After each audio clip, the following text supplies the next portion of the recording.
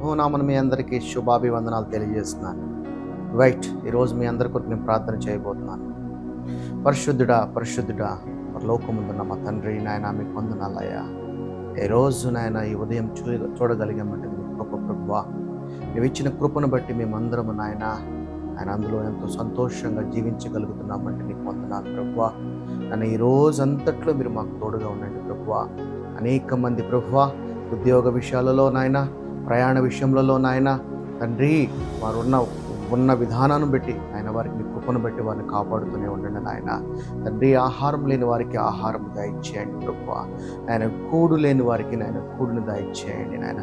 ఇల్లు లేని వారికి ఇల్లును దయచేయండి ప్రభువా. తండ్రి, అనాథలుగా ప్రభువా తండ్రి ఎంతోమంది రోడ్ల మీద ఉంటున్నారు నాయన. వారి కొరకు నేను ప్రార్థన చేస్తున్నాను నాయన. ఆయన వారికి మంచి నాయన ఉండడానికి ఒక నివాసాన్ని మీరు దయచేయండి నాయన. ఆయన వారికి ఆహారం దయచేయడానికి ప్రభువా ఆయన నీ బిడ్డలకు నాయన వారి యొక్క హృదయాలను తట్టి వారికి ఆహారం దయచేయడానికి కృపని దయచేయండి ప్రభువా.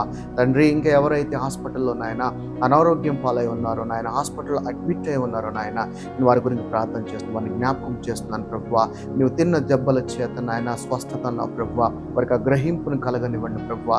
వారి శరీరంలో రోగాన్ని నీ ఇచ్చిన అధికారముతో ఆయన గద్దించగల శక్తిని దయచేయండి ప్రభువా.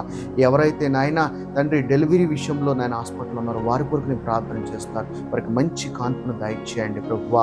ఏ ఇబ్బంది, ఏ శోధన వారిపైన పడకుండా నీ కృప అనేది తోడుగా ఉంచు నాయన. తండ్రి, ఉద్యోగంలో స్ట్రెస్తో ఉంటున్న నీ బిడ్డల గురించి ప్రార్థన చేస్తున్నాను తండ్రి.